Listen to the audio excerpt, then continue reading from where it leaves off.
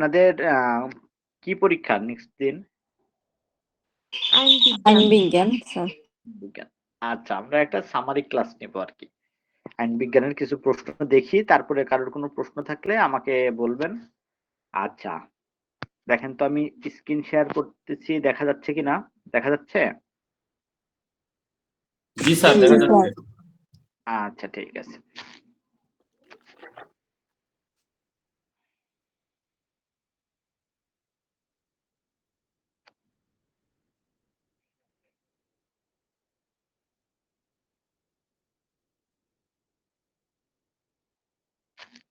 আচ্ছা, দেখেন আইন বিজ্ঞানের এই প্রশ্নগুলো আমি খুব করে আপনাদেরকে বুঝাই দিব, যাতে আপনারা লিখতে পারেন, আপনাদের মনে থাকে। আইনের সংজ্ঞা দাও। আইনের সাথে আইন বিজ্ঞানের কোনো পার্থক্য আছে কি? আইনের উৎস সম্পর্কিত ধারণা ব্যাখ্যা করো। আইনের উৎস হিসেবে প্রথা ও বিধিবদ্ধ আইনের তুলনামূলক আলোচনা করো। দেখেন আইনের সংজ্ঞা। আইন হলো রাষ্ট্র কর্তৃক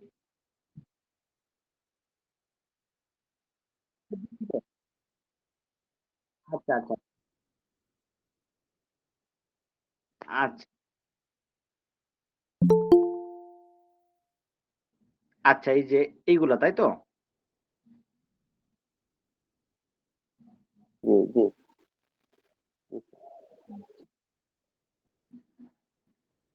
আ টিকাটা কত পেজ থেকে শুরু হইছে এটা? স্যার একদম লাস্টে স্যার, এটা 10 নম্বর কোয়েকশন। ১০ নম্বর প্রশ্ন।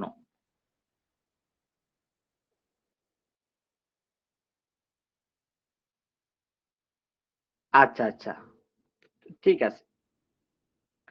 দেখেন রেশিও ডিসাইডেন্ডি ও অবিটার ডিক্টা এই দুইটা কি? রেশিও ডিসাইডেন্ডি আদালতের রায়ে যেটি মূল যুক্তি বা কারণ হিসেবে ব্যবহৃত হয় এবং ভবিষ্যতের জন্য বাধ্যতামূলক নজির বা বাইন্ডিং প্রেসিডেন্ট হয়। আচ্ছা, যেমন চুক্তির জন্য প্রস্তাব ও গ্রহণ আবশ্যক। অর্থাৎ রেশিও ডিসাইডেন্ডি বিষয়টা এমন যে যেই জিনিসটা বিচারের জন্য আপনার অবশ্যই লাগবে। অর্থাৎ যেই বিষয়টাকে আলোচনা না করলে কোনো একটা সমস্যার সমাধান করা যাবে না। অর্থাৎ যে বেসিক পয়েন্টটা, অর্থাৎ মূল যে বিষয়টা নিয়ে আলোচনা করা হচ্ছে এটাই রেশিও ডেসিডেন্ডি বা ডিসাইডেন্ডি। ঠিক আছে? আচ্ছা, আর অবিটার দিকটা হলো রায়ের এমন মন্তব্য যা মূল সিদ্ধান্তের জন্য প্রয়োজনীয় নয় এবং অতিরিক্ত মত। এটি বাধ্যতামূলক নয়, তবে ভবিষ্যতে রায়ে প্রভাব ফেলতে পারে। আচ্ছা, অবিটার দিকটা হলো একটা বিচার কার্য সম্পন্ন হলো। মনে করেন আপনার একটা পথশিশু, তার হলো বাধ্যতামূলক শ্রম নেওয়া হয়েছে। তার বয়স কম। এইজন্য একজন ব্যক্তিকে শাস্তি দেওয়া হলো। এই শাস্তি দেওয়ার শেষে আপনার বিচারক বলে দিল যে এই ধরনের শিশুদের অবশ্যই শিক্ষার সঙ্গে সংযুক্ত করতে হবে। এদের শিক্ষাটাকে বাধ্যতামূলক করতে হবে। তাহলে আমাদের সমাজে এই শিশুর শ্রম থাকবে না এবং এদের উন্নতি সাধিত হবে। এই যে এই আপনার বিচার্য বিষয় নাই, কিন্তু এই যে সঙ্গে একটা এই যে নীতি কথা বা সমাজে একটা প্রভাব ফেলার জন্য যে কথাটা বললো এটাই হলো অবিটার ডিক্টা, অর্থাৎ বিচারকের একটা মতামত। ক্লিয়ার?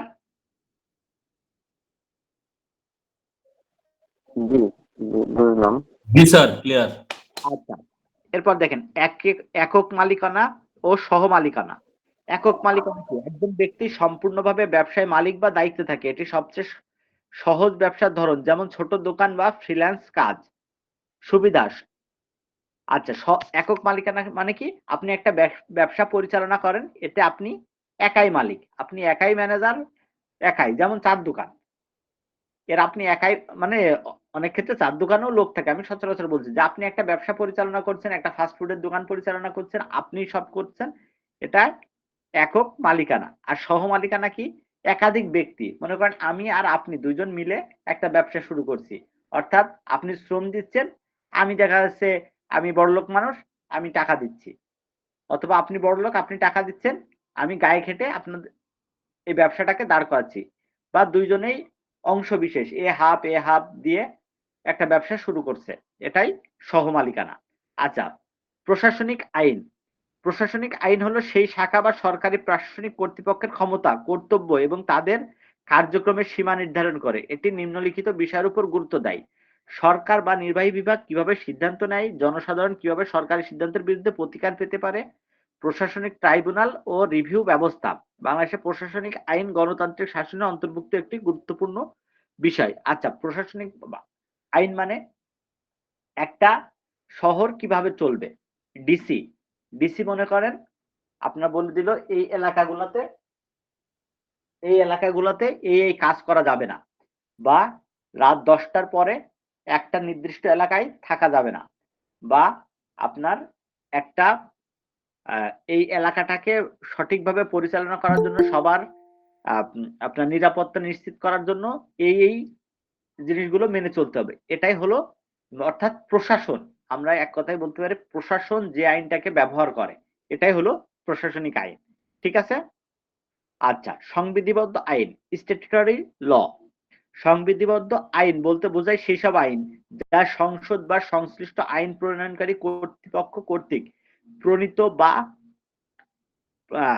প্রণীতির পর প্রজ্ঞাপন দ্বারা জারি হয়। যেমন আপনার কোনো আইন সংসদে পাশ হয়, যেমন আপনার সংসদে পাশ হয়েছে এমন একটা আইনের নাম বলেন তো কেউ, দেখি।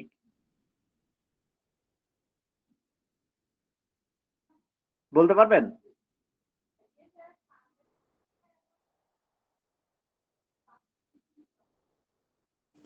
স্যার অর্থ বিল এই টাইপের ইয়ে হয়। এত কঠিন কিছু না, সব আইনই সংসদে পাশ হয়। সিপিসি যে সংশোধন হয়ে আইন হয়েছে এটাও সিপিসি, সিআরপিসি, আপনার পেনাল কোড, এগুলো সবই স্ট্যাটুটরি রাইট, এই ল, অর্থাৎ এটা সংসদের মধ্যে সবগুলোই পাশ হয়ে আসা। ঠিক আছে? আচ্ছা, আইনগত ব্যাখ্যা।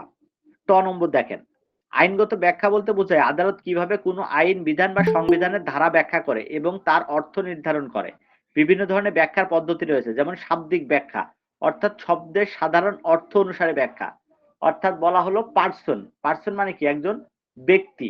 এই ব্যক্তি বলতে শুধু ব্যক্তি, এই যে এই শব্দটারই ব্যাখ্যা। উদ্দেশ্যমূলক ব্যাখ্যা, আইন প্রণেতার উদ্দেশ্য অনুযায়ী ব্যাখ্যা, অর্থাৎ বলতে পারবে কোনো পার্সন চুক্তি ভঙ্গ করতে পারবে না, ধরেন এমন কথা বললো।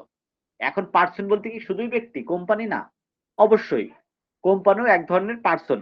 অর্থাৎ এই যে আইনটা প্রণয়ন করা হয়েছে এর মূল উদ্দেশ্যটা কি, এইভাবেও ব্যাখ্যা করা যায়। ঠিক আছে? তারপরে স্বর্ণসূত্র, যদি শাব্দিক ব্যাখ্যায় অসঙ্গতি হয় তবে তা সংশোধন করে যুক্তিসঙ্গত অর্থ বের করা। আইনের ব্যাখ্যার গুরুত্ব হলো এটি ন্যায় বিচার নিশ্চিত করে এবং আইনের প্রয়োগের স্বচ্ছতা আনে। অর্থাৎ স্বর্ণসূত্র হলো আপনার একটা আইন যদি হুবহু পড়ে ফেলা হয় তাহলে এই আইনে আপনার প্রতিকার পাওয়া যাচ্ছে না, এটা সমস্যার সাথে একটা সমাধান তৈরি করে যে ব্যাখ্যাটা করা হয় এটাই মূলত স্বর্ণসূত্র। আচ্ছা, নেগলিজেন্স কি? নেগলিজেন্স হলো যখন, অবহেলা। হ্যাঁ, অবহেলা, অর্থাৎ কেউ যদি পূর্ব পরিকল্পনা হত্যাকাণ্ড, আচ্ছা, আর নেগলিজেন্সটা হলো আপনার যদি কেউ কোনো কিছুতে অবহেলা করে, অর্থাৎ সে প্রপার কেয়ার নেয়নি। নেগলিজেন্সের বাংলায় তো অর্থাৎ আপনি যখন একটা বিল্ডিং করছেন বা আপনি খেলার মাঠের পাশে একটা নলকূপ খনন করছেন, গভীর কুয়া খনন করছেন, সেখান থেকে পানি তুলবেন, তখন ওইটাতে যাতে কোনো ব্যক্তি পড়ে না যায় বা কোনো মানুষ পড়ে না যায়, এটাতে আপনার আগে এই সেফটিটা এনশিওর করতে হবে। আপনি যদি সেটা না করেন তাহলে আপনি অবহেলার জন্য দায়ী থাকবেন। অর্থাৎ আপনি যদি সেফটিটা নিতেন তাহলে মানে এই প্রোটেকশনটা যদি আপনি নিতেন তাহলে অন্য আরেকজন ক্ষতিগ্রস্ত হতো না, অর্থাৎ এটা হলো নেগলিজেন্স। আচ্ছা, দেখেন মেনস্টিয়া অর্থ হলো খারাপ মন বা দুষ্ট মন। দুষ্ট মন। হ্যাঁ, অর্থাৎ আপনি একটা কাজ করছেন এটাতে আপনার কোনো খারাপ চিন্তা আছে কিনা, যেমন আপনি এক ব্যক্তির বাড়ির পাশে কাঁটা রেখে দিয়েছেন যাতে তার পায়ে ফোটে, এটা একটা বিষয়। আর আপনি একটা ব্যক্তির বাড়ির সামনে কাঁটা রেখে দিয়েছেন যেন তার বাড়িতে কোনো রাত্রেবেলা চোর না আসতে পারে বা সে আপনার বাড়িতে যাতে কোনো ক্ষতি না হয়। অর্থাৎ আপনার উদ্দেশ্যটা ভালো। হয়তো আপনি খেয়াল করেননি বা আপনি বুঝতে পারেননি, গভীরভাবে ভাবেননি যে এই জিনিসটা এইভাবে হবে। অর্থাৎ এই মেন্সরিয়াটা হলো খারাপ মন। আপনার উদ্দেশ্যের উপর নির্ভর করে। মেন্সরিয়া যদি না থাকে তাহলে সেটাতে অপরাধ বলা যায় না। অর্থাৎ অপরাধ সংগঠিত হইতে হইলে একটা মূল মূল বিষয় হলো মেন্সরিয়া থাকতে হবে। ২ টা জিনিস থাকতে হয়। একটা শ্রিয়া অর্থাৎ আপনি কোনো কাজ করেছেন অথবা মেন্সরিয়া। কিছু, কিছু ক্ষেত্রে মেন্সরিয়া ছাড়াও অপরাধ হতে পারে। কিছু, কিছু ক্ষেত্রে একটা শ্রিয়া অর্থাৎ কাজ করা বাদেও অপরাধ হইতে পারে। আপনি কোনো একটা কাজ করলেন না, এটা কিভাবে অপরাধ হইতে পারে? কেউ একটা উদাহরণ দিতে পারবেন?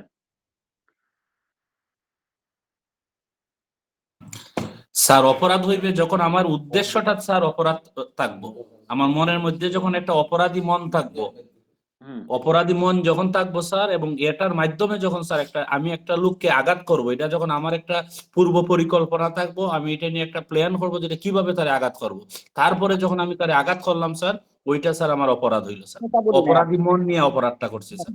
না, না আমি তা বলি না। আমি বলছি ধরেন আপনার এই স্যার অপরাধী এটা এটা হবে আমাকে একটা কাজ করতে বলছে, সেটা আমি করিনি, এটা অপরাধ। আবার ওই কাজটা করতে আমাকে বারণ করা হয়েছে, বাট আমি ওটা করছি, সেটা অপরাধ হবে। হ্যাঁ, এই একটা আছে। আর মেন্সরিয়া না থাকলে অনেক ক্ষেত্রে অপরাধ হইতে পারে। যেমন মানে স্যার এটা ইচ্ছাকৃত, মানে আমি যেটা করলাম ওইটা আমি ইচ্ছাকৃত ভাবে করলাম, আরেকজনের ক্ষতি করলাম। হ্যাঁ, হ্যাঁ, হ্যাঁ। ঠিক আছে। চুক্তি ভঙ্গ করলে তো, চুক্তি অনেক ভঙ্গ করলে স্যার থাকলেও অপরাধ হইতে পারে। কখন সেটা? আপনি মনে করেন দায়িত্বে অবহেলা করলেন। এটাও এক ধরনের অপরাধ। আপনি ছাদ থেকে ময়লা ফেললেন। আপনার কোনো উদ্দেশ্য ছিল না কারোর মাথায় ফেলা। আপনি তার মাথায় ফেললেন। এটাও এক ধরনের অপরাধ। অর্থাৎ মেন্সরিয়া একটা শ্রেয়া বাদেও অনেক সময় অপরাধ হইতে পারে। আচ্ছা, দেখেন টর্ট আইন। টর্ট হলো বেসামরিক ভুল বা ক্ষতির আচরণ যার কারণে ক্ষতিগ্রস্ত ব্যক্তি ক্ষতিপূরণের দাবি করতে পারে। বাংলাদেশের এই আইনটার এখনো এইভাবে প্রচলন নাই, তবে বহির্বিশ্বে এই আইনটা ব্যাপকভাবে প্রচলিত। কারণ মানুষ চায় অর্থ, এবং মানুষের কাছ থেকে অর্থ গেলেই সে কেবল সংশোধিত হতে পারে। যেমন আমি আমি হলো গিয়ে রাস্তায় সিগন্যাল ভেঙে চলে আসলাম। এটার থেকে আমি বাড়ি আসার পরে দেখলাম আমার ৫,০০০ টাকা জরিমানা আমার বাড়ি চলে আসছে, যেটা বহির্বিশ্বে হয়। অর্থাৎ ইউরোপের কান্ট্রি গুলোতে হয়। আপনি সিগন্যাল ভেঙে চলে আসবেন, কোনো ট্রাফিক পুলিশ নাই। আপনি বাড়ি পৌঁছানোর আগে দেখবেন যে আপনার $৫ জরিমানা চলে আসছে। আচ্ছা, আবার মানুষ কি মনে করেন, কেউ একমাত্র ধরেন আমার বাবা মায়ের আমি একমাত্র পুত্র। আচ্ছা, এখন আমাকে কেউ খুন করলো। এখন এই খুনিদের ফাঁসি দিয়ে কি আমার বাবা মার কোনো লাভ হবে? কোনো লাভ হবে না। কিন্তু আমি যে পরিবারের একমাত্র মানে অবলম্বন ছিলাম বা আমি উপার্জন করতে পারতাম, এখন তার সম্পত্তিকে যদি ক্ষতিপূরণ দেওয়া হয় আমার বাবা মাকে, তাহলে এটা তাদের জন্য লাভজনক হবে। টর্ট লটা এই বিষয়টাই। অর্থাৎ কেউ অ্যাক্সিডেন্ট করেছে, অ্যাক্সিডেন্টের জন্য তাকে ৩ বছরের সাজা নয়। তার দেখা যাচ্ছে টর্ট লতে যদি কেউ করে তাহলে সে দেখা যাচ্ছে ২০ লাখ টাকা ক্ষতিপূরণ পাইল। তখন কি হবে? তখন সে এই টাকা দিয়ে চিকিৎসা করাইতে পারবে এবং সে একটা জায়গায় তার লাভ হবে। এটাই হলো টর্ট ল এর উদ্দেশ্য। ঠিক আছে? মোরাল ল বা নৈতিক আইন। নৈতিক আইন মানে সেই সব বিধান যা মানব সমাজে আচরণগত নীতি নির্ধারণ করে, তবে তা আইনে বাধ্যতামূলক নয়। এটি মূলত বিবেক, ধর্মীয় বিশ্বাস বা সামাজিক চেতনা থেকে আসে। যেমন সত্য কথা বলা, বৃদ্ধদের সম্মান করা, সাহায্য অর্থাৎ আপনি কোথাও ময়লা ফেলবেন না। এটা একটা নৈতিক আইন। আপনি কারোর ক্ষতি করবেন না। আপনি মসজিদ থেকে বের হওয়ার সময় আপনার কাদাওয়ালা জুতো দিয়ে আরেকজনের জুতা পাড়া দিয়ে যাবেন না। এগুলোই হলো নৈতিকতা। নৈতিকতা। এটাই নৈতিক আইন। আচ্ছা, আন্তর্জাতিক আইন। আন্তর্জাতিক আইন রাষ্ট্র এবং আন্তর্জাতিক সংগঠনের মধ্যে সম্পর্ক নির্ধারণ করে, অর্থাৎ একটা রাষ্ট্র এবং আন্তর্জাতিক যে আইনগুলো আছে এর মধ্যে সম্পর্ক নির্ধারণ করে। এটি রাষ্ট্রীয় সার্বভৌম, যুদ্ধবিরতি চুক্তি, মানবাধিকার, পরিবেশ ইত্যাদি বিষয়ে প্রযোজ্য। অর্থাৎ যেমন আপনি পারমাণবিক বোমা তৈরি করতে পারবেন না, এতে আপনি চুক্তিতে সই করলেন। আপনি অধিক পরিমাণে কার্বন নিঃসরণ করবেন না, আপনি পরিবেশ দূষণের দিকে নজর রাখবেন। অর্থাৎ বহির্বিশ্বের সাথে আপনি যে চুক্তিটা করলেন এটা আপনার দেশের সাথে একটা সামঞ্জস্য তৈরি করে। আচ্ছা, আন্তর্জাতিক আইনটা আবার দুই প্রকার, পাবলিক ইন্টারন্যাশনাল ল অর্থাৎ রাষ্ট্রসমূহ ও আন্তর্জাতিক প্রতিষ্ঠানের মধ্যে সম্পর্ক। দেখা যাচ্ছে ইন্টারন্যাশনাল লেবার অর্গানাইজেশন আইএলও বা ওয়ার্ল্ড হেলথ অর্গানাইজেশন, এর সাথে আপনার দেশের একটা বা আমাদের দেশের একটা চুক্তি হয়েছে, এটা হলো পাবলিক ল। প্রাইভেট ল কি? ব্যক্তির মধ্যে আন্তর্জাতিক লেনদেন বা দ্বন্দ্বের ক্ষেত্রে প্রযোজ্য আইন, অর্থাৎ ব্যক্তির মধ্যে, অর্থাৎ আপনার মনে করেন মাইক্রোসফটের কোনো মাইক্রোসফটের এই পণ্যগুলো বাংলাদেশে আসার সময় কোনো শুল্ক লাগবে না বা কর লাগবে না। এই যে একটা প্রতিষ্ঠান বা একটা ব্যক্তির সাথে একটা দেশের যে চুক্তি হচ্ছে, এটা হলো প্রাইভেট ইন্টারন্যাশনাল ল। ঠিক আছে, বুঝতে পারছেন? জি স্যার। আইনগত অধিকার ও কর্তব্য। আইনগত অধিকার হলো সেই ক্ষমতা বা সুযোগ যা ব্যক্তি বা গোষ্ঠীর আইন দ্বারা ভোগ করতে পারে। অর্থাৎ আইনে আপনাকে যে অধিকার দিয়েছে, আপনি একটা রাস্তায় বের হবেন, আপনি নিরাপদ বোধ করবেন, এটা আপনার আইনগত অধিকার। আপনি রাত 10টার সময় 11টার সময় আপনার এলাকায় ঘোরাঘুরি করবেন, আপনার ইচ্ছা এটা। আপনি এখান থেকে ঢাকায় যাইতে পারবেন, এটা আপনার ইচ্ছা। এগুলো হলো আইনগত অধিকার। আর আইনগত কর্তব্য কি? আপনি আইন অনুযায়ী দায়িত্ব বা ব্যক্তি বা প্রতিষ্ঠানকে পালন করতে হবে, অর্থাৎ এটা আপনার দায়িত্ব বা কর্তব্য। যেমন আপনি মনে করেন যে একটা শহীদ মিনারে গেলেন, শহীদ মিনারে আপনি জুতা পায়ে দিয়ে উঠবেন না, আপনি নোংরা করবেন না, বা শহীদ মিনারের যে ফুল দিয়েছে ওই ফুল চুরি করে নিয়ে আসবেন না, এগুলো আপনার কর্তব্য। আচ্ছা, কমন ল ও ইকুইটি। কমন ল ইংল্যান্ডের প্রচলিত বিচার ব্যবস্থার অংশ, অর্থাৎ কমন ল হলো ইংল্যান্ডে যে আইনটা প্রচলিত ছিল বা প্রচলিত আছে, এটা হলো কমন ল, এটা সবার জন্য প্রযোজ্য। আর ইকুইটি কি? এই কমন লর সবসময় একদম বইয়ের স্ট্রিক্ট যে আইনটা আছে এটা ফলো করা সম্ভব না। যেমন চুরির শাস্তি কি? 1 বছরের কারাদণ্ড। আচ্ছা, বাসগৃহে চুরির শাস্তি হলো 7 বছরের কারাদণ্ড। আচ্ছা, এখন আপনি বাসগৃহ থেকে চুরি করলেন সোনার চেন, এখন আপনার কারাদণ্ড দেওয়া হলো 7 বছর, তো চুরি করেছে। এখন আপনি বাড়ি যেয়ে ভাতের হাঁড়ি থেকে ভাত চুরি করে ক্ষুধায় খেয়েছেন, খাওয়ার পরে ফ্রিজের থেকে 1 টুকরা মাছ নিয়ে চলে আসছেন, কখনোই আপনার 7 বছর শাস্তি হওয়া উচিত না। এই ইকুইটি এই কাজটাই করে, অর্থাৎ কমন লটাকে মসৃণ করে দেয় এবং যেখানে ন্যায় বিচার যেটা দরকার সেখানে সেটা প্রতিষ্ঠা করে। আচ্ছা, রাষ্ট্রীয় সার্বভৌম। রাষ্ট্রীয় সার্বভৌম হলো একটি রাষ্ট্রের সর্বোচ্চ ক্ষমতা এবং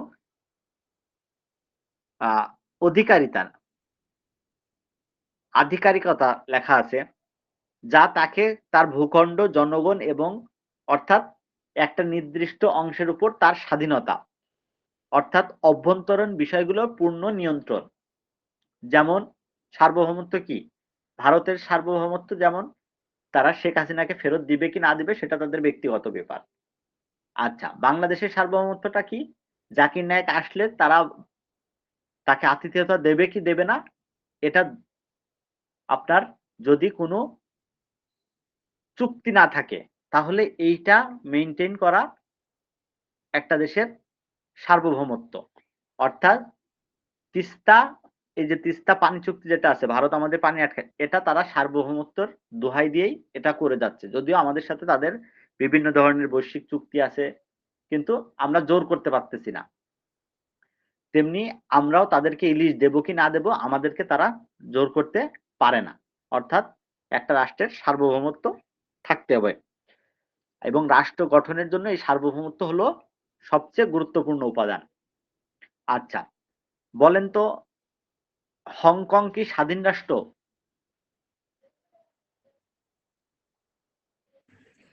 না, হংকং, স্বাধীন রাষ্ট্র না। হ্যাঁ, না, হংকং স্বাধীন রাষ্ট্র নয়। কেন? এটা এখন সম্ভবত চীনের আন্ডারে। চীনের আন্ডারে বলতে? মানে হচ্ছে চীনের একটা রাজ্য হিসেবে কাজ করতেছে। এটা আগে ছিল ইউকে শাসন করতো, এখন চীন শাসন করতেছে। আপনার কথা ঠিক আছে, কিন্তু বিষয়টা এমন না। বিষয়টা হলো ওদের সবকিছুই ওদের মতো, কিন্তু কোনো কিছু করতে গেলে চীনের কাছ থেকে পারমিশন নিয়ে করতে হয়। অর্থাৎ তাদের সার্বভৌমত্ব নাই, এই কারণে এরা একদম পূর্ণাঙ্গ রাষ্ট্র হিসেবে পরিচিতি পায়নি। ঠিক আছে, তাইওয়ান। তারপরে আপনার আরো আছে ওইদিকে খুব সম্ভবত উম, আহ, আরো বেশ কিছু কান্ট্রি আছে, এরা হলো অন্য আরেকজন। যেমন ওই যে আপনার গ্যারেথ বেল খেলে কোন দেশে যেন, ওয়েলস, এটা ইংল্যান্ডের সাথে যুক্ত, অর্থাৎ তাদের সার্বভৌমত্বটা নাই। ঠিক আছে, আচ্ছা দেখেন প্রচলিত আইন। প্রচলিত আইন এটা বোঝানোর কিছু নেই, এটা যে আইনটা একটা সমাজে প্রচলিত আছে সেটাই। কৃত্রিম ব্যক্তি, কৃত্রিম ব্যক্তি হলো একটি আইনগত সত্তা বা প্রতিষ্ঠান, অর্থাৎ পার্সন। আমি যে কথাটা বলেছিলাম, অর্থাৎ পার্সন বলতে কোনো প্রতিষ্ঠানকেও বোঝাবে। যেমন মনে করেন আপনার ওই যে বার কাউন্সিল, এটাও একটা পার্সন, অর্থাৎ একটা প্রতিষ্ঠান। বার কাউন্সিলের ভিতরে এই বিরুদ্ধে আপনি মামলা করলেন। ব্যাংক একটা প্রতিষ্ঠান, কিন্তু ব্যাংকে আসলেই কোনো পার্সন? এইখানে প্রতিষ্ঠানকেও পার্সন হিসাবে ধরা হয়। এটাই হলো কৃত্রিম ব্যক্তি বা আর্টিফিশিয়াল পার্সন বলা হয়। আচ্ছা, তারপরে দেখেন বিচারিক স্বেচ্ছাধীন ক্ষমতা। বিচারিক স্বেচ্ছাধীন ক্ষমতা বলতে বোঝায় বিচারক যখন তার ব্যক্তিগত অভ্যন্তরীণ বিবেচনা, নৈতিক দৃষ্টিকোণ বা বিচারিক যুক্তির ভিত্তিতে মামলার কোনো সিদ্ধান্ত নেন, তখন সেই ক্ষমতাকে বিচারিক স্বেচ্ছাধীন ক্ষমতা বলা হয়। সাধারণত আইনের কিছু ক্ষেত্রে বিচারক স্বতন্ত্রভাবে সিদ্ধান্ত গ্রহণের ক্ষমতা দেওয়া হয়, যা আইনগত নির্দিষ্টতা বা বাধ্যকতার বাইরে থাকে। এর মাধ্যমে বিচারক তার বিচারিক ক্ষমতা প্রয়োগের সময় প্রমাণ, পক্ষের বক্তব্য এবং আইনের বিভিন্ন ব্যাখ্যার ভিত্তিতে স্বতন্ত্রভাবে সিদ্ধান্ত দিতে পারেন। অর্থাৎ যেমন মনে করেন আমি আর আপনি একটা মামলা করেছি, এখন একটা মামলায় 4 বার বা 5 বার সময় আপনি সময় নিতে পারবেন, 4 বার সময় নিতে পারবেন। এখন আপনি 4 বার সময় নিয়েছেন, বিচারক আগের দিন বলে দিয়েছে শেষবারের মতো সময়ের প্রার্থনা মঞ্জুর। এখন পরের দিন দেখা গেল আপনি অ্যাক্সিডেন্ট করে হসপিটালে পরের ডেটে, বিচারক দেখতে পারলো বা বিচারককে মেডিকেল সার্টিফিকেট দেওয়া হলো যে এই লোকটা পঙ্গু হসপিটালে ভর্তি আছে, তার আসার কোনো নাই। এখন আইন পারমিট না করলেও বিচারক তার ন্যায় বিচারের স্বার্থে এই 151-এ, অর্থাৎ দেওয়ানি কার্যবিধির 151 ধারায় তিনি চাইলে এই সময় মঞ্জুর করতে পারেন। এটা তার একটা ক্ষমতা। ঠিক আছে, এ হলো বিচারিক স্বেচ্ছাধীন ক্ষমতা। স্যার একটা ছিল, প্রশ্ন ছিল, ব্যক্তিগত আন্তর্জাতিক আইন এটা বলতে কি বোঝায়? প্রাইভেট ব্যক্তিগত আন্তর্জাতিক আইন। আচ্ছা, যেই ক্ষেত্রে প্রাইভেট ব্যক্তির মধ্যে আন্তর্জাতিক লেনদেন বা দ্বন্দ্বের ক্ষেত্রে প্রযোজ্য আইন নির্ধারণ। যেমন প্রাইভেট ইন্টারন্যাশনাল লটা কেমন, যেমন ব্যক্তির মধ্যে এটা কেমন, আমি বাংলাদেশে, আপনি ধরেন আপনার বাড়ি মালয়েশিয়ায়, এখন আমি আর আপনি একটা চুক্তি করছি। এই চুক্তি ক্ষেত্রে আমরা যখন চুক্তি করলাম তখন লিখে দিলাম যে আমাদের ভিতরে যদি কেউ চুক্তি ভঙ্গ করে তাহলে তার আইএলও ইন্টারন্যাশনাল লেবার অর্গানাইজেশনের যে আইন আছে সেই আইন অনুসারে আমাদের এই সমস্যার সমাধান হবে, বা ইংল্যান্ডের যে আইন আছে বা বহির্বিশ্বে এই সংক্রান্ত যে আইন আছে সেই আইন দ্বারা এর বিচার হবে। অর্থাৎ আন্তর্জাতিকভাবে আমরা দুইটা আলাদা দেশের মানুষ, কিন্তু ইন্টারন্যাশনালি যদি কোনো এটাকে কোনো লকে আমরা অ্যাডপ্ট করে নিই বিচার করার জন্য, তাহলে সেটাই হলো ব্যক্তির ভিতরে যেই আইনটা প্রযোজ্য হবে সেটাই হলো প্রাইভেট ইন্টারন্যাশনাল ল। স্যার আরেকটা প্রশ্ন, যেটা মার্শাল ল আর মিলিটারি ল, এইটা দুটার মধ্যে কি মার্শাল লটা কি স্যার? যে সেনা আইন নাকি? সেনা আইন অর্থাৎ তার সেনাদের ওনাদের বিচার যে আইনে হয়, নৌবাহিনীর এদের বা অর্থাৎ যারা সৈনিক তাদের যে আইনে বিচার হয় তাদেরকে আপনার মার্শাল ল বলা হয়। ঠিক আছে? জি। আর মিলিটারি লটা এটা আমাদের বাংলাদেশে যখন একই জিনিস। না, মার্শাল ল আর মিলিটারি, মানে মিলিটারি আমি যেটা বলতে চাচ্ছি একটু বলেছে স্যার, মিলিটারি লটা হচ্ছে স্যার প্রথম যে সংজ্ঞাটা দিয়েছে মিলিটারি ল হবে স্যার। আপনি ম্যারিটাইম ল বলছেন নাকি মিলিটারি ল বলছেন? মিলিটারি, মানে একটা গেল মার্শাল আর একটা মিলিটারি। আমার মনে হয় আপনি ম্যারিটাইম লটাকে মিলিটারি ল বলতেছেন। মিলিটারি ল এবং মার্শাল ল, জি জি, এই দুটোর মধ্যে পার্থক্য, যেটা মানে সংজ্ঞা জানা থাকলে পার্থক্য দেখা যায় মোটামুটি। আচ্ছা, এটা আমার একটু দেখতে হবে এই দুইটার ভিতরে আসলে কি পার্থক্য আছে, যেহেতু মিলিটারি এবং মার্শাল দুইটাতেই আপনার সৈনিকদের সাথে সম্পর্কিত, সেহেতু এই দুইটার কি সূক্ষ্ম পার্থক্য আছে আমি এটা একটু আপনাকে দেখে জানাইতে হবে আমার। আচ্ছা ঠিক আছে। আমি যেটা ভাবছিলাম আপনি ম্যারিটাইম লর কথা বলছেন, এটা হলো সমুদ্র আইন। আচ্ছা আচ্ছা, এখন আচ্ছা আমি এটা একটু ঠিক আছে। দেখে আপনাকে জানাবো। ঠিক আছে স্যার। স্যার আমি একটু অভিমত দিতে পারি স্যার, ভুল হইতে পারে কিন্তু বলতে পারি কিনা। হ্যাঁ বলেন। আমার মনে হয়েছে স্যার মার্শাল ল এবং মিলিটারির একটা হইছে যে আইনে সেনা সদস্যদের বিচার হয়, তাদের বিচারটা তাদের যে আইনে হয়। আর একটা হইছে স্যার রাষ্ট্রের জরুরি অবস্থায় যখন সেনাবাহিনী ক্ষমতা দখলে যান তখন যে আইনে, তখন দেখা গেছে ইউনূস সাহেবের এইখানে একজন কর্নেল বসা থাকেন। হ্যাঁ আপনি ঠিক বলছেন। হ্যাঁ এটাই, এই যে আপনার আইয়ুব খান মার্শাল ল। হ্যাঁ ঠিক আছে। তখন দেখা যায় জেলা প্রশাসকের এখানে একজন লেফটেন্যান্ট বসা থাকেন। বুঝতে পারছি। মার্শাল ল জারি হইলে মৌলিক অধিকার পূর্ণ হয়, মৌলিক অধিকার পূর্ণ হয় আর কি। অজিত ভাই যেটা বলছে স্যার এইটাই, আমি ওনাদের গ্রুপেও আবার এটা শেয়ার করে দিচ্ছি। যে আইয়ুব খান নিজ দেশে মার্শাল ল চালু করছিল, অর্থাৎ একটা দেশ শাসন করার জন্য মিলিটারিরা যা সেনাপ্রধান যে আইনটা চালু করে, এই আইনটা চালু থাকা অবস্থায় যত বেসিক আইন আছে এগুলো সব স্থগিত থাকে। অর্থাৎ আপনি যে আপনার যে মৌলিক অধিকারগুলো এগুলো সবকিছুই স্থগিত থাকবে, এটা হলো মার্শাল ল। আর আর মিলিটারি ল হলো মিলিটারিরা কোনো অর্থাৎ সৈনিকরা যদি কোনো অপরাধ করে সেই অপরাধে তাদের যে শাস্তি দেওয়া হয়, এটা হলো মিলিটারি ল। যেমন চলমান সময়ে স্যার যে সেনা সদস্যরা একটা দাবি উত্থাপন করছিলেন যে তাদের বিচারটা সেনাবাহিনীর ভিতরে হবে। হ্যাঁ 14 জনের জন্য একটা করছিল এটা। রাইট স্যার, জি স্যার, যে বললেন সে থ্যাংক ইউ। আচ্ছা,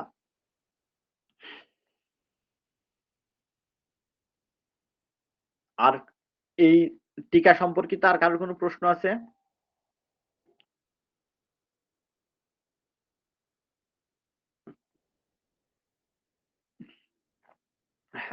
স্যার যে আরেকটা প্রশ্ন আছে, ঢাকা সিটি কর্পোরেশন কে কি বলা যায়, আইনগত ব্যক্তি বলা যায়? হ্যাঁ অবশ্যই আচ্ছা আচ্ছা যাবে। এটা স্যার একটু কিভাবে লেখা আছে একটু বলবেন? যেমন ঢাকা নর্থ সিটি কর্পোরেশনের একটা ময়লার গাড়ি, মনে করেন ওই এলাকায় ময়লা নিষ্কাশনের কথা, কিন্তু আপনার এলাকার কোনো ময়লা নিষ্কাশিত হচ্ছে না, ড্রেনেজ ব্যবস্থা ভালো নেই, আপনার বাড়ির সামনে আপনি দুর্গন্ধে ঢুকতে পারতেছেন না, আপনার বাড়ির সামনে এখন আপনি কার বিরুদ্ধে মামলা করবেন? ওখানে তো পাড়ার সবাই ময়লা ফেলে, ওই জায়গার ময়লা ইসের, তখন আপনি সিটি কর্পোরেশনের বিরুদ্ধে মামলা করবেন। তখন এই সিটি কর্পোরেশনের এটাকে এর মেয়র ইনি, অর্থাৎ ওখানে কোনো নির্দিষ্ট ব্যক্তিকে না, সিটি কর্পোরেশনের মেয়র, ওখানে যে ব্যক্তি বসবে সেটা পরিচালনা করবে। এই সিটি কর্পোরেশনটা তখন একটা পার্সন হিসাবে কাজ করবে। ঠিক আছে? আচ্ছা, স্যার স্যার আরেকটা হচ্ছে প্রথা কখন আইনে পরিণত হয়, যে এই প্রশ্নটা একটু সংক্ষেপে স্যার। আচ্ছা, মানে প্রথা আইনের কখন- ক্ষমতা অর্জন করে, প্রথা কখন আইনের ক্ষমতা অর্জন করে? আচ্ছা, প্রথা কোনো একটা নির্দিষ্ট এলাকায় কোনো একটা বিষয় দীর্ঘদিন যাবৎ চলতে থাকে, তখন সেটা এবং আইনে প্রয়োগযোগ্য হয়, তখনই সেটা আপনার এই যে প্রথাটা আইন অর্জন করছে। হিসাবে গণ্য হয়। আইনে জি পরিণত জি হয়। হ্যাঁ, আর এখানে একটা ছোট্ট প্রশ্ন আছে, দেওয়ানি কার্যাবধি নিছক কি প্রথাগত আইন, দেওয়ানি আর ফৌজদারি এইটা? এটা আমি শেষ করিনি। হ্যাঁ, আমি মানে আপনার প্রশ্নটা এখন আমি শেষ করিনি, উত্তরটা দিলে হয়তো আপনার এই প্রশ্নটা করা লাগতো না। হ্যাঁ হ্যাঁ আচ্ছা, হ্যাঁ হ্যাঁ। যেমন হিন্দু বিবাহের ক্ষেত্রে একটা প্রথা আছে, ওই যে আগুনের চারপাশে ঘোরা। আচ্ছা, অথবা কোনো সাত একটা পাকে ঘোরা যেটা বলে। হাত হুম, পাকে ঘোরা। আবার হুম। কোনো নির্দিষ্ট এলাকায় কোনো একটা প্রথা আছে যে এই কাজটা করতে হয়, জি এটাই তখন ওই এলাকার আইন হিসাবে প্রযোজ্য হয়। জি জি যেমন আপনি বাংলাদেশে থুতু ফেলতে পারবেন না যেখানে সেখানে, কিন্তু একটা নির্দিষ্ট এলাকা, মনে করেন ধরলাম যে আপনার সিলেটের একটা নির্দিষ্ট এলাকায় বলে দিল এখানে পর্যটন নিষেধ। ও আচ্ছা, প্লাস্টিকের ব্যবহারের ক্ষেত্রে বলতে পারবেন, আপনি এখানে প্লাস্টিকের ময়লা ফেলতে পারবেন বা প্লাস্টিক বর্জ্য ব্যবহার করতে পারবেন, কিন্তু সমুদ্রের রক্ষার্থে কক্সবাজারে ওই জায়গাটা বলে দিলে এখানে প্লাস্টিক ব্যবহার চলবে না বা এখানে চলে না। এটা কোনো দেশের বিধিবদ্ধ আইন দ্বারা বলা হয়নি, কিন্তু এই প্রথাটা মনে করেন 50 বছর ধরে চলে আসছে, ওখানে কেউ প্লাস্টিক নিয়ে যেতে পারে না, আচ্ছা বা 2 বছর ধরে চলে আসছে, তখন ওখানে প্লাস্টিক ফেললেই আপনি আইনগতভাবে শাস্তি পেতে পারেন, তখনই এটা আইন হিসাবে প্রয়োগযোগ্য পরিণত হবে। হয়েছে। আচ্ছা, জি এখন প্রথাগত আইন কোনটা? যেটা লিপিবদ্ধ করা নাই, কোন দেশে লিপিবদ্ধ করা নাই, বা কোন নির্দিষ্ট সকল এলাকার উপর প্রযোজ্য যেগুলো, সেগুলো প্রথাগত আইন না। যেমন সিপিসি, সিআরপিসি, পেনাল কোড, এগুলো সবগুলো হলো কোডিফাইড ল। কাস্টম না। কাস্টমটা কি? আপনার একটা নির্দিষ্ট জাতির মধ্যে, যেমন আপনার এই যে হিন্দু বিবাহে মাল্যদান, এটা মনে করেন তাদের ভিতরে যদি না করে বিয়েটা হবে না, এটা একটা প্রথা, একটা আইনের ভিতর। অর্থাৎ এই বিবাহের বৈধতা পাইতে হইলে তাকে মাল্যদানটা করতেই হবে। ঠিক আছে? আমাদের ক্ষেত্রে, মুসলিমদের ক্ষেত্রে আপনার ইসের যেমন দেনমোহর দিতেই হবে। এমন একটা নির্দিষ্ট গোষ্ঠীর উপরে যখন কোনো একটা বিষয় চলতে থাকে, তখন সেটা প্রথাগত আইন হিসাবে পরিচালিত হয়। আর যেটা সর্বস্তরের জনগণের উপর এবং নির্দিষ্ট কোডিফাইড ল, সেটা প্রথাগত আইন নয়। বুঝতে পেরেছেন? স্যার, ওই যে আরেকটা যে দেওয়ানি এবং ফৌজদারি, এই দুটো কি নিছক দেওয়ানি ফৌজদারি কি কোনো বিষয় হ্যাঁ আইন? চলতে নাকি আপনার সংসদে পাশের মাধ্যমে সারা দেশের উপরে কার্যকারী? এটা বলছে যে মানে কি বলে একটা, আপনি আমার এই দুটো প্রশ্নটা, হ্যাঁ এটা সারা দেশের উপর প্রযোজ্য, সবার উপরেই, নাকি কোনো নির্দিষ্ট ব্যক্তির উপরে প্রযোজ্য বা কোনো না নির্দিষ্ট না নিছক প্রথাগত আইন, দেওয়ানি আর ফৌজদারি আইন দুটা নিছক কি প্রথাগত আইন? আপনি আমার প্রশ্নটার উত্তর দেন আগে। আচ্ছা, কোনটা স্যার বলেন? যে এই দেওয়ানি এবং ফৌজদারি কার্যবিধি, এই দুইটা জি, কি কোনো নির্দিষ্ট ব্যক্তিদের উপরে প্রযোজ্য নাকি সকলের উপর প্রযোজ্য বাংলাদেশের? তা সকলের উপরই প্রযোজ্য। আচ্ছা, এটা কি কোনো বইতে কোডিফাইড করা, অর্থাৎ কোনো বইটি লিপিবদ্ধ করা, সংসদে পাশ করা? হ্যাঁ, এটা মনে হয় সংসদে পাশ করা। এবং তাহলে এটা প্রথাগত আইন হওয়ার সুযোগ নাই। আপনি যে কোনো আইন থাকতে পারে, এখানে সিপিসি, সিআরপিসির কথা বলা আছে, পেনাল কোড থাকতে পারে, এভিডেন্স অ্যাক্ট থাকতে পারে, প্রথাগত আইন কিনা, এটা কোনো প্রথাগত আইন না। ঠিক আছে? আচ্ছা ঠিক আছে, সুন্দর, হ্যাঁ বুঝতে পারছি স্যার। আচ্ছা, স্যার আপনি ক্লাস শেষে কোশ্চেনগুলো নিন স্যার, আপনি স্যার ক্লাস কন্টিনিউ করেন। আর সময় কম, মানে 14 মিনিট পরে শেষ হয়ে যাবে এই সেশনটা। আচ্ছা, আচ্ছা, আচ্ছা, আচ্ছা। এই দেখেন, মালিকানা। এবং দখলের মধ্যে পার্থক্য। মালিকানা এবং দখলের মধ্যে যে পার্থক্যটা আছে, মালিকানা অর্থ আপনি একটা জিনিসের মালিক হইতে পারলেন। ধরেন আপনি একটা মোবাইলের মালিক, কিন্তু এই মোবাইলটা ব্যবহার করে আপনার ছোট বোন, অর্থাৎ দখলটা কার? আপনার ছোট বোনের। অর্থাৎ মালিক আপনি, কিন্তু দখলটা আপনার ছোট বোনের। অর্থাৎ মালিকানা এবং দখলের বিষয়টা হলো, মালিকানা হলো কোনো বস্তুর আর নেওয়া, সত্য কিনে নেওয়া, কিন্তু সত্য অর্জন করা। কিন্তু দখলটা হলো যে ওই জিনিসটাকে ইউজ করে বা ব্যবহার করে, এটাই হলো দখল। ঠিক আছে? আচ্ছা, এবার দেখেন,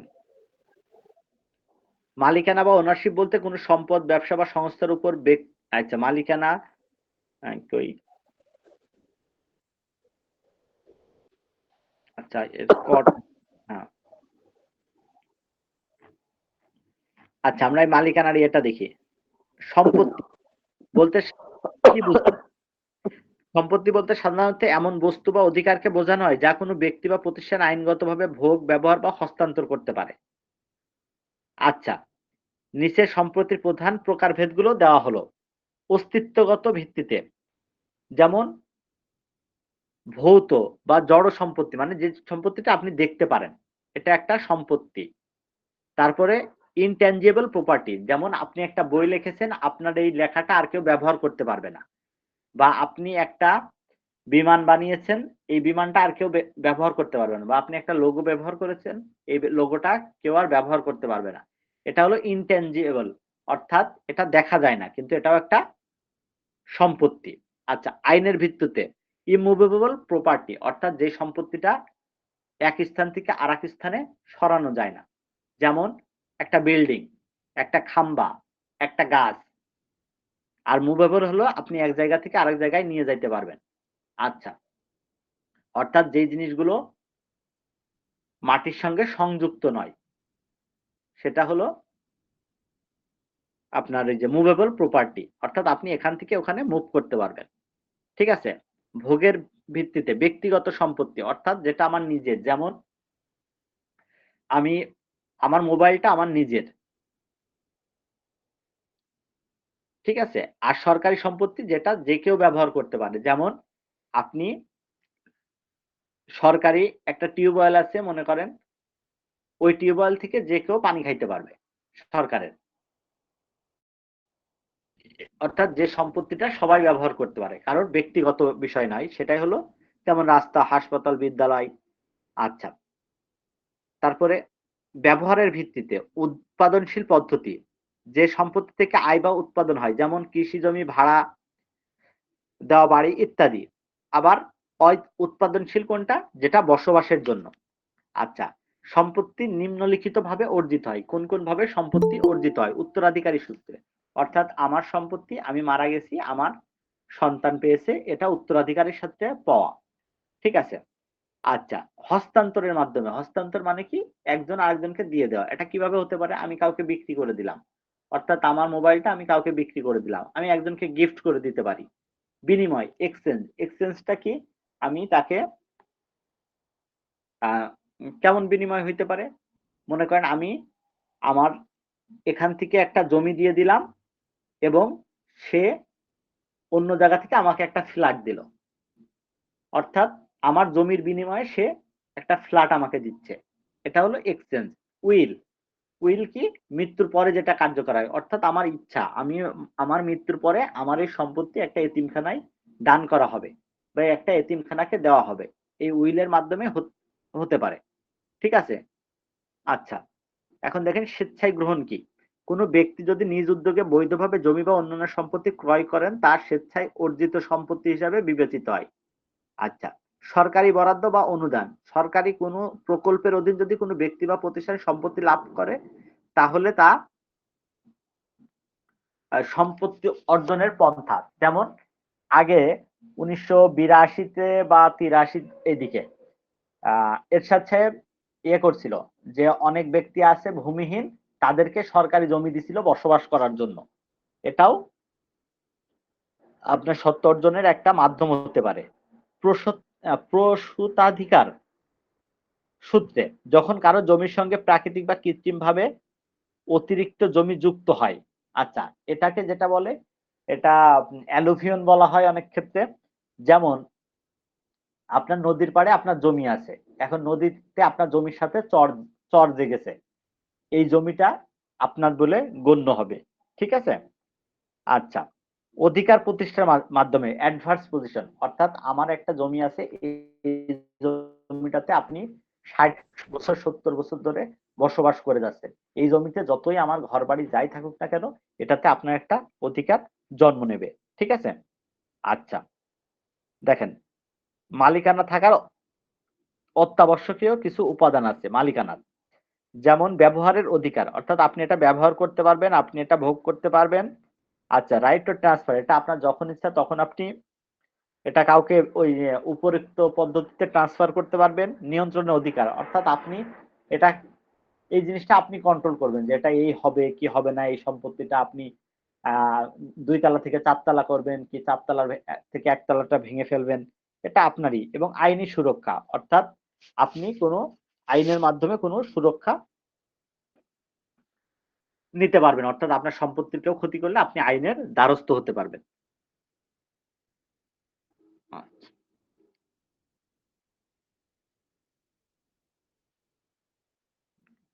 আচ্ছা, এই যে সম্পত্তি কথাটির কোন কোন অর্থে ব্যবহৃত হয়, এই যে এটাই তো পড়াইলাম।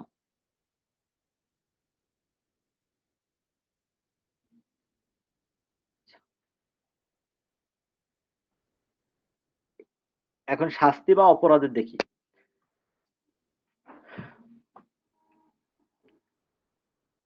আচ্ছা, শাস্তি বা অপরাধ মূলত এটা একটা প্রতিরোধ করার একটা মাধ্যম, অর্থাৎ কঠোর শাস্তির ভয়ে একজন আরেকজনের থেকে কোনো একজন আরেকজনের প্রতি কোনো অপরাধ করা থেকে বিরত থাকবে। আবার নির্দিষ্ট প্রতিরোধ, একবার শাস্তি পাওয়া ব্যক্তি ভবিষ্যতে অপরাধ করতে ভয় পায়, অর্থাৎ আপনি ফেন্সিডিল খাওয়ার জন্য জেলে গেছেন, এই যে জেলে যাইতে হবে এই ভয়তে আপনি আর অপরাধ করেন না, এটা হলো স্পেসিফিক ডিটারেন্স। আর যেটা হলো জেনারেল ডিটারেন্স, সেটা হলো আপনি যে এই ফেন্সিডিল খেলে আমাকে জেলে যাইতে হবে, অর্থাৎ একটা কঠোর শাস্তি আছে, এই ভয়তেই আপনি অপরাধ করেন না। এই দুইটা কারণে আপনার শাস্তি দেওয়া হয়। সংস্কার ও পুনর্বাসন, অর্থাৎ শুধু শাস্তি, অপরাধীর শাস্তি দেওয়ার সাথে সাথে এর মানসিক এবং সামাজিক পরিস্থিতির উন্নয়ন ঘটানো হয়। যদিও আমাদের দেশে এই ব্যবস্থাটা নাই, কারণ আমাদের দেশে সবাই অপরাধী। যেমন বিদেশে আপনি যদি কোনো অপরাধ করেন, সেখানে আপনাকে যে সেলে রাখা হবে, সেখানে আপনাকে এমন একটা পরিবেশ দেওয়া হবে, একটা সুস্থ সমাজ দেওয়া হবে, ওখান থেকে আপনি ভালো মানুষ হয়ে ফিরে আসবেন। এমনকি আপনি ওখানে থেকে বিভিন্ন এক্সামে জয়েন করতে পারবেন বা বিভিন্ন ভালো কাজেও আপনার জয়েন করার সুযোগ আছে। কিন্তু আমাদের দেশগুলোতে সেটা নাই। আমাদের দেশগুলোতে যদি ছোটখাটো অপরাধী যায়, ভিতরে আরো কিছু বদমাইশের সাথে মিশে আরো খারাপ হয়ে যায়। আচ্ছা, নৈতিক ও মানবিক দিক, আচ্ছা এগুলো দরকার নেই। এই যে শাস্তি কত প্রকার, এই জিনিসটা দেখেন। কারাদণ্ড, অপরাধীকে সমাজ থেকে বিচ্ছিন্ন করা। কারাদণ্ডের মাধ্যমে এই 5 প্রকার শাস্তি। একটা হলো কারাদণ্ড, অপরাধীকে সমাজ থেকে বিচ্ছিন্ন করে, অর্থাৎ তাকে বিচ্ছিন্ন করে রাখা হয় যে তুমি ভাই একটু একা একা থেকে দেখো যে থাকার মজাটা কি, অর্থাৎ তাকে শাস্তি দিয়ে যে এই অপরাধ করলে এই সমস্যা আছে, এই পুনরায় এই অপরাধ করা যাবে না, এটা বোঝানো। অর্থদণ্ড, অর্থাৎ তার সম্পত্তি থেকে কিছু অর্থ নিয়ে যিনি ক্ষতিগ্রস্ত হয়েছেন তাকে দেওয়া, এটাই হলো অর্থদণ্ড। মৃত্যুদণ্ড, অর্থাৎ চূড়ান্ত শাস্তি প্রদান করা, অর্থাৎ এই অপরাধী বারবার সমাজে যাবে, কাউকে খুন করবে, একটা সমাজে বিশৃঙ্খলা তৈরি করবে, তার থেকে এরে মেরে ফেলাই ভালো, এটা হলো মৃত্যুদণ্ড। যাবজ্জীবন কারাদণ্ড, যাবজ্জীবন কারাদণ্ড কতদিন, এটা কি কেউ বলতে পারবেন? 10 বছর। স্যার 14 10 বছর। বছর। 14 বছর স্যার। স্যার 30 বছর। 30 বছর স্যার। আচ্ছা, যাবজ্জীবন কারাদণ্ড অর্থ হলো আমৃত্যু কারাদণ্ড, অর্থাৎ আপনি যতদিন মরবেন না ততদিন কারাদণ্ড থাকতে হবে। এটাই যে পুলিশের একটা মেয়ে ঐশী, ওই যে তার বাপ মাকে মেরে ফেলছিল, এই নিউজটা শুনছেন? হ্যাঁ জি স্যার। এর মাধ্যমে আসছে। আর 30 বছর কখন ধরা হবে? মনে করেন আপনার শাস্তির 1/3 কমিয়ে দেওয়া হয়েছে, রাষ্ট্রপতি ক্ষমা করেছে, এখন আপনি মৃত্যুর আগ পর্যন্ত থাকবেন, এর 1/3 হিসাব করবেন কিভাবে? আপনি কতদিন বাঁচবেন তা তো কেউ জানে না। সেই জন্য তখন এই হিসাবের ক্ষেত্রে 30 বছরটাকে ধরা হবে, অর্থাৎ 30 বছরের 1/3, অর্থাৎ আপনার 10 বছর শাস্তি মাফ হয়েছে। ঠিক আছে? অর্থাৎ যখন কোনো হিসাব নিকাশে আসতে হবে তখন এটা 30 বছরকে ধরতে হবে, এবং যদি এইসব কোনো কিছুই না থাকে তাইলে যাবজ্জীবন অর্থ মৃত্যুর আগ পর্যন্ত, অর্থাৎ আমৃত্যু কারাদণ্ড। ক্লিয়ার? এই জিনিসটা কখনোই ভুলবেন না। আচ্ছা, শর্ত সাপেক্ষে মুক্তি অর্থাৎ প্যারোলে মুক্তি, যেমন শর্ত সাপেক্ষে, অর্থাৎ দেখা যাচ্ছে মনে করেন যে একজন অপরাধীর মা মারা গেছে, তাকে জানাজায় অংশগ্রহণ করতে হবে, বললো কি যে ঠিক আছে তুমি তো অনেকদিন ভালোভাবেই ছিলে, আমরা তোমাকে এই জানাজা করার জন্য 5 দিনের একটা জামিন দিচ্ছি বা একটা মুক্তি দিচ্ছি, তুমি এখান থেকে 5 দিন পরে এখানে আসবা, এই প্যারোলে মুক্তি দিতে পারে। আচ্ছা, তারপরে হলো আরেকটা আছে তিরস্কার বা ভৎসনা, এটা প্রথমবারের মতো ইয়ে করা হলো, সতর্কতা করা, এটা ম্যাজিস্ট্রেট কোর্টে মোবাইল কোর্ট গুলো এগুলাকে সতর্ক করে থাকে। আচ্ছা, এর 4টা উদ্দেশ্য আছে।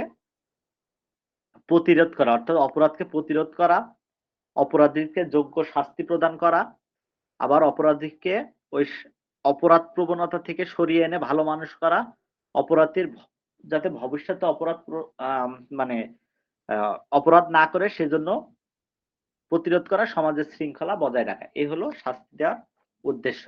আচ্ছা, এই পর্যন্ত কারোর কোনো প্রশ্ন আছে কিনা বলেন?